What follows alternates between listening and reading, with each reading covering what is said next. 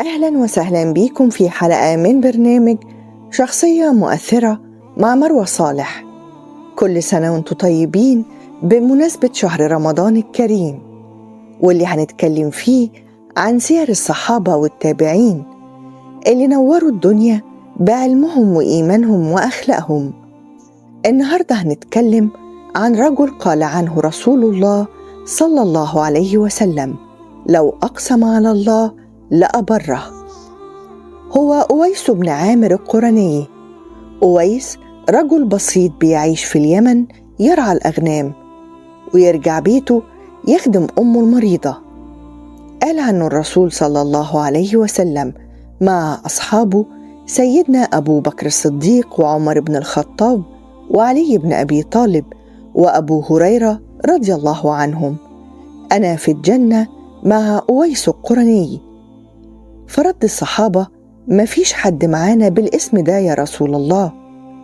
رد عليهم الرسول صلى الله عليه وسلم: ليس فيكم أويس القرني، ولكنه رجل من أهل اليمن لم أره أو يراني. وبدأ سيدنا جبريل في تلقين رسول الله صلى الله عليه وسلم أوصافه، وقال: هو شاب شديد السمار، به بقعة بيضاء على كتفه في حجم الدرهم، فقير زاهد، مجهول في الأرض معروف في السماء، يأتي يوم القيامة ويشفع في 100,000 من المسلمين فيدخلون الجنة. وقال الرسول صلى الله عليه وسلم لسيدنا عمر وعلي: لو رأيتموه دعوه يدعو لكم، فهو مستجاب الدعوة. وتعجب الحاضرين، لأن منهم 3 من 10 المبشرين بالجنة. وبيحكى إن أويس حاول رؤية النبي صلى الله عليه وسلم، وترك أمه المريضة لمدة 2 يوم وذهب لمكة، لكن الرسول كان في غزوة من الغزوات، واضطر أويس الرجوع لليمن لخدمة أمه المريضة. وتوفي رسول الله صلى الله عليه وسلم، وعند الوفاة أوصى بأن مرقعته تروح لأويس.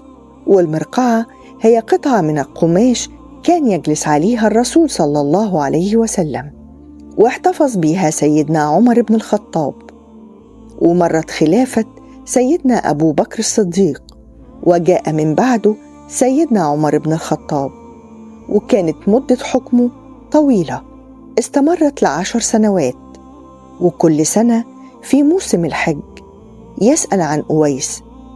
وفي سنة وفاة سيدنا عمر وقف على جبل أبي قبيس وسأل على أي حجاج من اليمن ومن بني عامر، ووجد مجموعة منهم وسألهم عن أويس القرني، فتعجبوا من سؤاله وقالوا له: أيوة موجود معانا، وتركناه يرعى الإبل ويحرسها.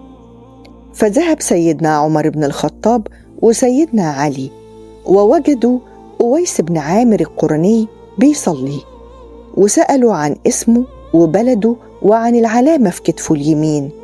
ولما تأكد منه أعطاه المرقعة وقال له: دي من رسول الله صلى الله عليه وسلم، وطلب منه الدعاء وأن يستغفر له ولسيدنا علي وللمسلمين جميعا. حكاية أويس القرني بتعلمنا جزاء البر بالوالدين وحسن معاملتهم. وفي زمن كله فتن الشهرة والنجاح، قصة أويس تفكرنا بحقيقة مهمة جدا: مش مهم تكون معروف عند الناس، المهم تكون معروف عند رب الناس. لهنا خلصت حلقتنا.